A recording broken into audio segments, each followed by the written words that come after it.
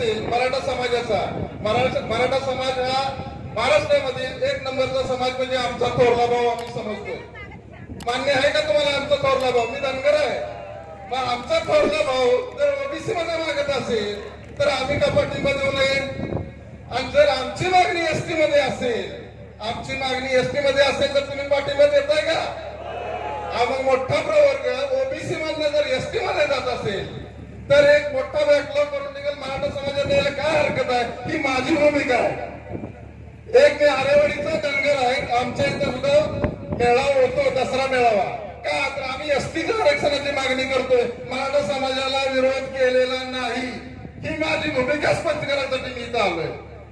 मुद्दा काय इथं महत्वाचा मुद्दा मी स्पष्ट का करतोय इथं, तर कोणीतरी मराठा आणि धनगर ही कुणीतरी लावून राजकीय फायदा घेऊ नये म्हणून ही माझी स्पष्ट भूमिका आहे.